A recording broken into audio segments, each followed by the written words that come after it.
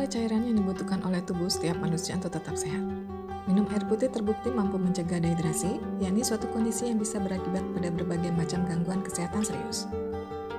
Dehidrasi dapat menjadi alasan mengapa seseorang mengalami perubahan suasana hati yang drastis, susah buang air besar atau sembelit atau konstipasi, penurunan daya konsentrasi, hingga penyakit batu ginjal. Setiap hari mulai dari anak-anak hingga ada orang dewasa dianjurkan mengkonsumsi air putih. Untuk orang dewasa, 6 hingga 8 gelas air putih per hari adalah yang paling baik.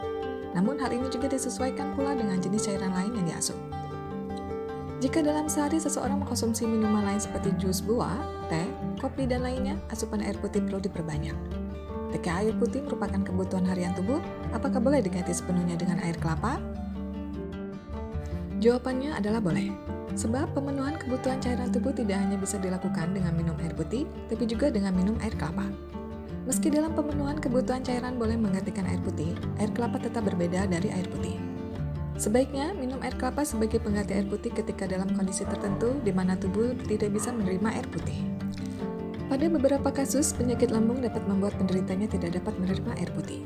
Setiap kali minum air putih dikala asam lambung naik dan gejala penyakit ini cukup serius, maka air putih akan keluar lagi dengan mudah melalui muntah.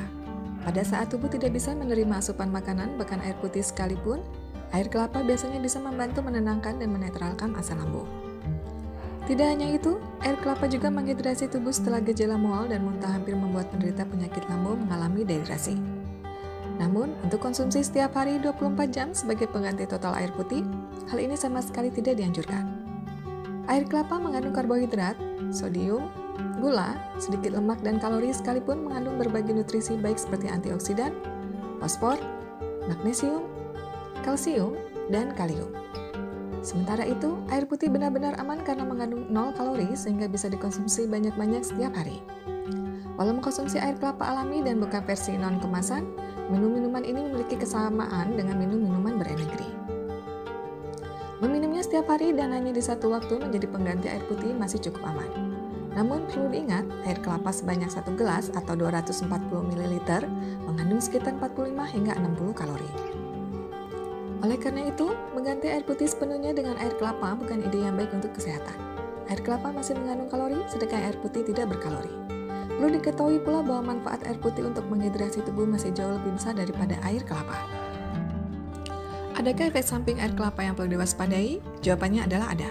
Sebab seperti telah disebutkan bahwa air kelapa memiliki berbagai kandungan nutrisi yang tidak boleh sampai tubuh terima secara berlebihan. Walau tidak ada aturan yang pasti mengenai berapa banyak asupan harian air kelapa yang baik bagi tubuh, konsumsi berlebihan tetap bukan hal yang bagus.